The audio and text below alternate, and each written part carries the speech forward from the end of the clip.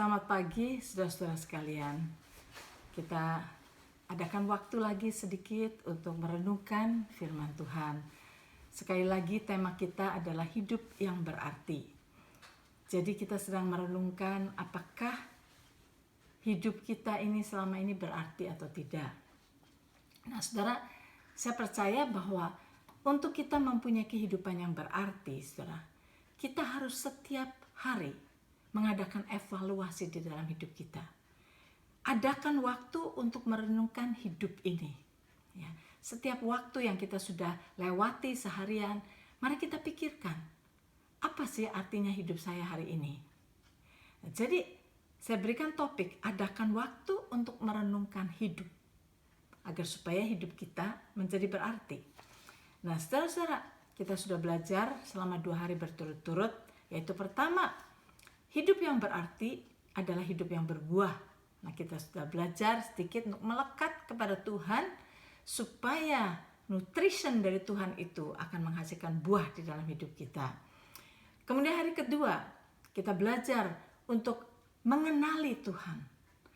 Sebab hanya orang yang hidup mengenal Tuhan, dia akan mempunyai kehidupan yang berarti. Hidupnya tidak akan wasted, tidak akan terbuang begitu saja, tetapi akan memberikan hasil, akan mempunyai meaning, akan mempunyai arti. Nah, sekarang hari ini kita mau merenungkan terusannya ya. Jadi saudara, adakan waktu untuk merenungkan hidup ini. Dan saudara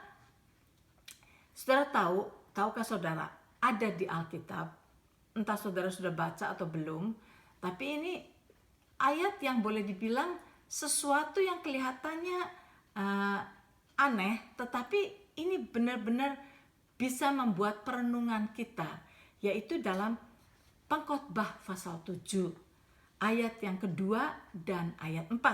Pengkhotbah pasal 7 ayat 2 dan ayat 4.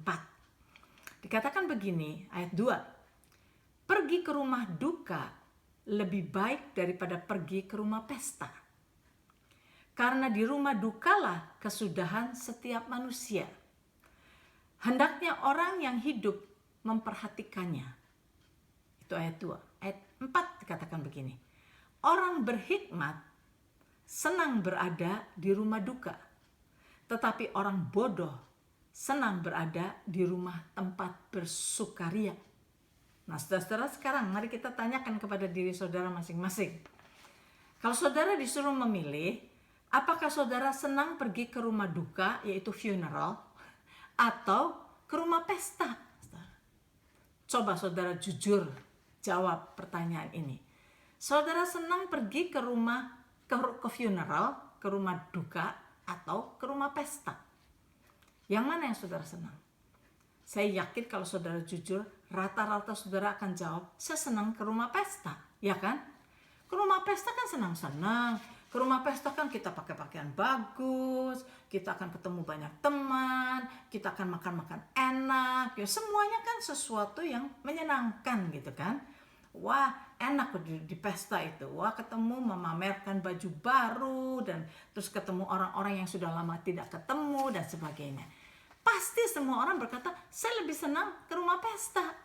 Tapi di sini katakan, saudara, di ayat 4 dikatakan, orang berhikmat senang berada di rumah duka. Tetapi orang bodoh senang berada di rumah tempat bersukaria. Jadi saudara termasuk orang yang berhikmat atau termasuk orang yang bodoh? Nah, mari kita melihat mengapa ayat 4 mengatakan begitu. Saudara tahu, pengkhotbah ini ditulis oleh Salomo. Salomo itu adalah raja yang diberi oleh Tuhan hikmat luar biasa. Nah, sekarang dia yang menulis ini. Nah, sekarang mari kita kembali lagi. Mengapa ayat 4 mengatakan begitu? Bahwa orang berhikmat senang berada di rumah duka, tetapi orang bodoh senang berada di rumah tempat bersukaria. Nah, di dalam ayat 2, sekali lagi kita baca. Pergi ke rumah duka lebih baik daripada pergi ke rumah pesta, kata Salomo. Kemudian, mengapa pergi ke rumah duka lebih baik daripada ke rumah pesta? Karena di rumah dukalah kesudahan setiap manusia. Benar kan? Di rumah duka itu kesudahan orang yang meninggal itu kan, kesudahan daripada hidup orang itu. Nah, terus dikatakan, hendaknya orang yang hidup memperhatikannya. Nah, kalau kita pergi ke rumah duka, saudara, Salomo berkata, perhatikan. Mari kita melihat orang yang meninggal di situ, mungkin sudah ada di dalam peti mati. Orang yang meninggal itu, saudara, itu akhir hidupnya, kesudahan daripada hidup dia, gitu kan? Nah, saudara sekarang lihat, kalau saudara pergi ke rumah pesta, saudara, yang saudara pikirkan, wah nanti makan apa ya? Wah, saudara ketemu, hai si ketemu ini. Saudara akan ngobrol-ngobrol, ngalor ngidul kemana-mana, mengatakan cerita-cerita, entah ada artinya enggak, minum-minum segala, pulang, ya senang tadi habis itu, tapi apa artinya, saudara? Apa artinya? Pesta itu apa artinya? Enggak ada sebetulnya, saudara. Cuma tadi, dalam jam-jam tadi pesta itu senang. Tapi sesudahnya sudah. Mungkin malah karena minum atau apa saudara jadi kepala pusing dan sebagainya. Tetapi mari kita lihat. Kalau saudara pergi ke rumah duka, oke, duduk di rumah duka. Di situ mungkin ada orang yang terbaring yang sudah meninggal. Saudara duduk di situ, semua diam. Kemudian saudara mulai merenung, mulai memikirkan. Orang itu, ini adalah hari yang sudah berlalu buat orang itu. Hidupnya sudah berakhir.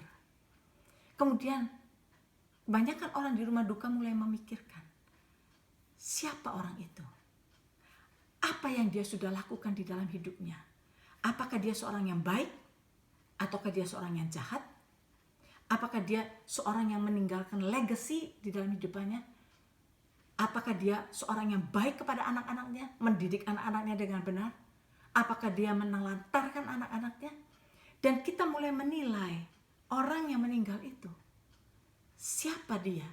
Apa yang dia sudah lakukan? Apa accomplishment di dalam hidupnya? Apa legacy yang dia tinggalkan dan sebagainya? Kita mulai memikirkan. Dan saudara, kita sering kali melihat, saudara, bukan sekarang pada zaman corona, bukan. Pada waktu semuanya bebas, oke? Semuanya free. Biasanya orang yang meninggalkan banyak perbuatan baik, meninggalkan buah-buah di dalam hidupnya, seorang yang baik, saudara, yang datang ke dalam funeral itu banyak sekali, banyak. Karena orang itu sudah menjamah banyak orang. Tetapi orang yang hidupnya hanya untuk diri sendiri, hidupnya hanya selfish, dan tidak mau mengenal orang dan sebagainya. Saudara lihat, di dalam waktu funeral itu sedikit sekali orang yang mengenal dia, atau yang mau bergaul dengan dia, atau yang mau menengok. Kenapa? Karena ada penyebabnya, karena bagaimana dia hidup. Nah sekarang pada waktu kita ada di dalam funeral, di dalam rumah duka itu, kita banyak berpikir, pada saat itu mulai memikirkan apa arti hidup ini. Apa arti hidup buat orang itu? Apa yang dia sudah accomplish? Kalau dia di dalam dia adalah orang yang baik, ada orang yang tidak baik dan sebagainya. Langsung kita reflekskan kepada diri kita sendiri. Bagaimana dengan saya? Selama ini apa yang saya investasikan di dalam kehidupan manusia? Selama ini apa buah-buah dari hidup saya? Selama ini apa legacy yang saya sudah tinggalkan sampai saat ini kepada anak-anak, kepada masyarakat di sekeliling saya, kepada apa? Dan pada saat disitulah, pada waktu kita ada di dalam rumah duka itulah kita merenungkan apa arti hidup ini.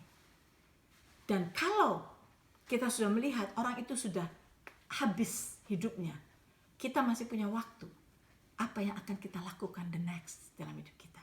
Jadi saudara, kita melihat di dalam rumah duka memang benar Salomo berkata, lebih baik pergi ke rumah duka daripada ke pesta. Sebab kalau kita pergi ke pesta, saudara, pulang ya sudah, selesai. Tetapi di rumah duka akan ada sesuatu yang kita bawa pulang. Akan di dalam situ, pada waktu kita merenungkan semuanya itu, kita akan mendapat hikmat dari Tuhan. Dan kita akan belajar hikmat apa yang dapat kita pelajari. Adakan waktu untuk merenungkan. Kalau kita tidak pernah punya waktu untuk merenungkan, justru di rumah duka itulah waktu untuk merenungkan. Hidup dia untuk apa? Apa yang dia sudah accomplish? Dia meninggalkan dampak apa di dalam hidupnya? How about me? Apa yang saya sudah tinggalkan? Bagaimana kalau saya ada di dalam posisi dia nanti? Pada saat saya ada di peti mati seperti itu, apa yang orang pikirkan mengenai saya? Pernahkah saudara berpikir begitu? Nah, saya percaya kalau saudara tidak pernah ada waktu untuk merenungkan semuanya itu, di rumah duka adalah tempat yang paling tepat untuk saudara merenungkannya. Dan saudara, kalau kita mulai merenungkan hidup kita ini buat apa yang sudah kita lakukan, apa yang akan kita lakukan, saudara, maka kita akan mempunyai kehidupan yang berarti. Saya percaya itu. Sebab itu saudara, biar saudara renungkan apa yang ditulis di dalam Pengkhotbah pasal 7 ayat 2 dan Pengkhotbah pasal 7 ayat 4. Sampai di sini dulu.